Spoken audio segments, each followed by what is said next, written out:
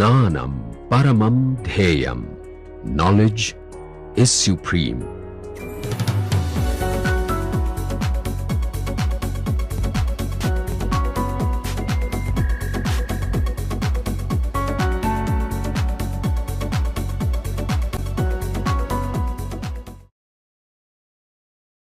Okay, so I am going to bring you to this notation of Dirac, introduced it in 1920s, a notation which is some kind of an angular bracket. It's called bracket notation, which we are going to follow. Okay. State of a quantum mechanical system is denoted by this kind of a angular bracket, which is called Dirac. Okay, so let me try to introduce this for you. So, state of quantum mechanical system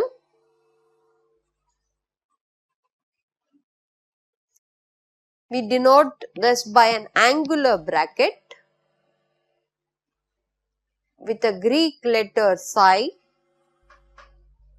can be psi, phi, this is a kind of notation which we are going to use. And in principle, the state of the system contains all the information about the system, and it can be evolving as a function of time. Okay. The state is denoted, this psi is an element of some vector space V. Okay, so this is the notation which we are going to use, not the vector A, vector B and so on. We are going to use an abstract notation which is an angular bracket, and this angular bracket is known as ket. So you can write again in this notation, suppose the vector space, if you have psi, phi, I will suppress the time right now, chi, dot dot dot, which are elements of a vector space. And what do you have to do? You have to satisfy those familiar properties which we were studying. What are those properties? Psi plus phi should be an element of V. What else? Psi plus phi plus chi. You can also satisfy this associativity property, same as psi plus phi plus chi. Exactly like what we did for the vectors in R3, but there could be a long list here. This is a long list which I have for an abstract vector space. I don't know what is the dimensionality of this vector space. I don't know the linear independent, the set which spans the space. Now I am putting it in this abstract notation. Is that clear? I really don't know what they are, and our aim is to fix all these things. Given a quantum mechanical system, what is the basis set? How to write the states in terms of the basis set, and also we need to give a prescription or an equation to determine, just like in Newton's law. All this Newton's law, what does it tell us? It tells you the trajectory of the particle x as a function of t, right? You get position of a particle in Newton's law as a function of t, solving those equations. X as a function of t you will not be able to get unless you give a set of equations. Similarly, I need to give an equation, an empirical equation, to solve this, to find the time evolution of the state. And before even we go into it, is this vector space a linear vector space? If this is a linear vector space, then these properties have to be satisfied. If these properties are not satisfied, then it's not even a linear vector space. So these are things which we need to know, and whatever is psi has all the information about the system. Okay. So this is an abstract notation, slightly different from your wave functions. We'll come back to the wave function later. Right now, let's take that the state of a system is encoded in this angular bracket state, which is called as a ket vector, which can evolve in time. There is a prescription equation, which is the Schrodinger equation actually, but how it is written in this Dirac notation we need to see, and we need to satisfy all these properties. So this also could be commutative, right? The combination of adding two states in a vector space, you can interchange the order, it will be again an element of this vector space, it will satisfy this associativity property. So in fact this set, if it satisfies this property, you call it as a linear vector space. Okay. So then we say that this is a linear vector space if it satisfies these properties in the language of this angular notation. So how do we define? So there is also the scalar multiplying, which I didn't write, but you can put it in. So if you have a scalar on psi, this is also an element of the vector space, and you will have A and then you have a B on psi. This will be AB multiplying on psi. This is also true. This also I wrote last time on the R3 vector space. If you have something like this, you can do the distributive, right, something like this, sorry, A on psi plus A on phi. These are things which you do it on a vector space, you can do this here also. If psi adds to something and gives you psi, what do we call this state? Doesn't do anything to the state. In your R3, it is like a vector with components 0, 0, 0. It's called as a null vector. What is the null vector? Null vector is one whose components are all 0, or the length of the null vector will be, norm of the null vector will be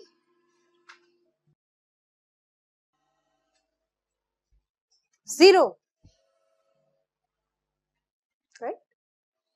So if you add a null vector to psi, you get back the same state. A null vector will have norm to be 0, but how do you find the norm? That brings us to the concept of, you need to find a dot product. But in any abstract linear vector space, you have a dual vector space V tilde, which could be different from V. Most of the situations V tilde may look similar to V. In fact, in R3, you take vectors and take a dot product because V tilde is exactly similar to V. Okay.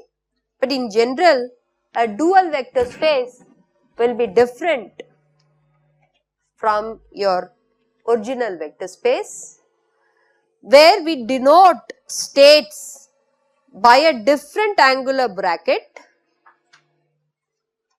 This is called bra. Okay. Dirac introduced this notation, we all universally follow it. So this is the one which is the angular bracket, which is written in the opposite fashion.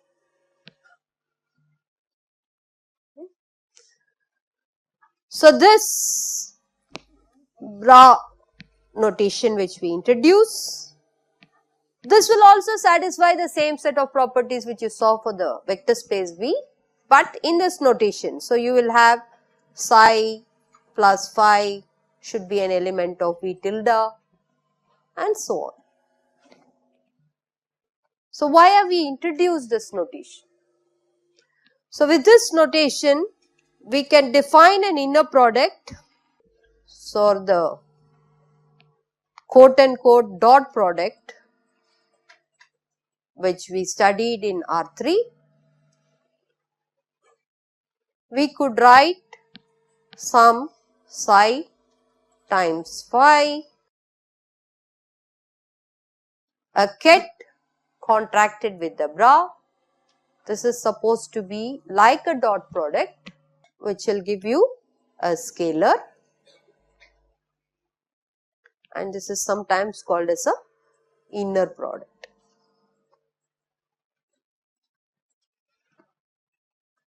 Okay. So to make contact with your familiar R3, let us do this. Let's write the ket vector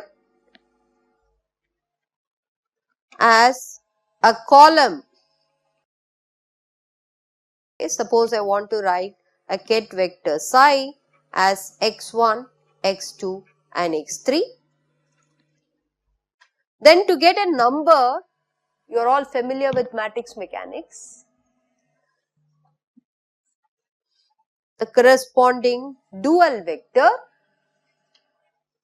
will be denoted by x1, x2, x3. These are elements of R3, that means real entries. The corresponding dual vector is a row. We have all done this many times. So this is a row or it is the transpose of this in real vector space. R3 is a real vector space because the entries are all real, and you know that what is the length of the vector when I ask, which is square root of this, which we denoted by psi. That's just your x1 squared plus x2 squared plus x3 squared. Their sum of squares should be positive. This norm of the vector psi should always be positive, and it should also be finite. It should be finite, right? It should not be infinity. Norm of the length of the vector cannot be infinity. It should be positive and finite. These restrictions we can see in R3 whenever we take vectors. We make sure that you don't take vectors with length infinity. You work with finite vectors. And the 0 vector is with 0 components, x1, x2, x3 are all 0. And you get the length of this vector. Right? Suppose instead of R3, I want to go to a complex vector space. Like we have done complex plane. Complex plane has one z coordinate, but I could look at two z coordinate in an abstract complex vector space. If you do such things, suppose x1 is complex, x2 is complex, x3 is complex. Suppose. If I take the inner product, what will happen to this? It will become complex, right? If x1, x2, x3 are complex, x1 squared plus x2 squared plus x3 squared, x1 squared will be complex, x2 squared will be complex, x3. But then this meaning of calling it as a length of a vector loses its meaning. You don't want a complex quantity for a length of a vector. What is the better option? Which you do mechanically in matrix mechanics. Matrices, what do? You don't only transpose, general matrices have entries which are complex conjugate and transpose, which is what is called as an adjoint operation. So this is also like a matrix, it's not a square matrix. So when I go to this dual space, in principle I should take the complex conjugate. Correct? If I do that, then this one will be mod x1 squared, mod x2 squared and mod x3 squared. Then this will be positive. So in an abstract vector space, if I take a vector defined by, at least for the finite dimensional, so this will give you the number of components here, tells you that any arbitrary state, what is the dimension of the space. So suppose I take it to be 3 dimension, and I can take the abstract state as written in terms of these components in a column vector. The dual vector, which is denoted by this angular bracket, so this one is called ket, this one is called bra. The corresponding dual vector should be written interchanging the column to a row and also complex conjugating the coefficients, so that the inner product, which you are all defined so far, for the specific vector and its dual vector, this one and this one, that will be positive definite if we define the ket as a column and the bra as a row with complex conjugation. Now my next question is, this psi with phi, what is the property psi with phi satisfies? Psi with phi is like an inner product of two different vectors. Okay, you have a vector psi, you have another vector phi, and it is a dot product of two different vectors. What happens? Does that remain same if you interchange, if you put phi to be in the dual vector space and psi to be in the vector space? So what is the property it satisfies? Psi phi question mark, phi psi, no. So suppose I take psi to be, let's say A1, A2, A3, which are complex, and we take phi to be B1, B2, B3, which are complex. What is psi phi? Which is A1 star B1 plus A2 star B2 plus A3 star B3. What is phi with psi? B1 star A1 plus B2 star A2. Okay. So what do we see from this? Psi phi is phi psi. You take the inner product and complex conjugate it. The complex conjugate of this will give me this,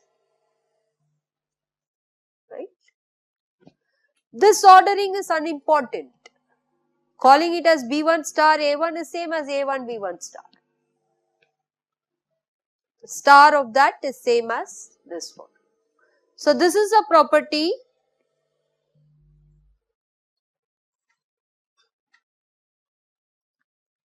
in a general complex vector space. If it is real, left hand side is real, right hand side is real, complex conjugation is not required. But in general, the vector space could have complex entries, and you need to make sure that the inner product of any two vectors will be, if you interchange the dual vector and the vector, it will be a complex one. So please get used to this notation. So that's why I am spending some time so that you are familiar with this notation, and then you will see how powerful this notation is. Okay, here is kind of a block summary of what I said right now, which is the Dirac bracket notation. State of a quantum mechanical system is denoted by an angular bracket, which was called by Dirac as ket, and they are vectors in a abstract linear vector space. Even though I am trying to map it to a known three-dimensional vector space, you can do it for, in general, an abstract vector space, whatever I said, as long as you follow the axioms. Is that clear? I did this specifically with R3 in mind so that you understand, but you can do it for any n-dimensional vector space, where n could be very, very large also. A dual vector space are denoted by another angular bracket, which is called as bra, and then the dot product. You need the dual vector space, otherwise you can't define this inner product. So the inner product is the one which will give you the length and other scalars. The immediate question, which you all know, when you sum up two vectors in the triangle, if A, B and C are the norms of vectors A, B and C, which denotes the sides of a triangle, what are the properties it should satisfy? Sum of two sides should be greater than or less than? Sum of two sides should be greater than or equal to the third side. So these are things which you all know, and we need to prove this in the Dirac bracket notation. Okay. So let's try and prove this. Incidentally, a couple of questions for you. If you have a set of matrices given, does that form a vector space? Let's take set of 2 by 2 matrices. Do they form a vector space? Yes. You can add two matrices to get another matrix which is also a 2 by 2 matrix. So it forms a vector space. So there are various examples. You can take a set of real numbers.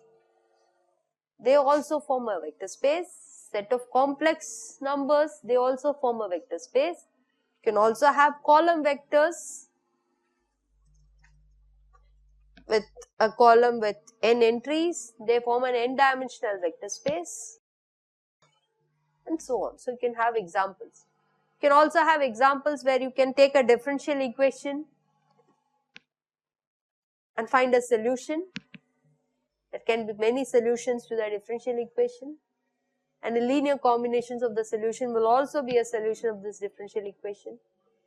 Like Schrodinger equation which you have seen, stationary states are solutions, linear combinations of the stationary states are also solutions. You can start doing this. So they also form a vector space. All the stationary states set also forms a vector space. So there are various examples you can do.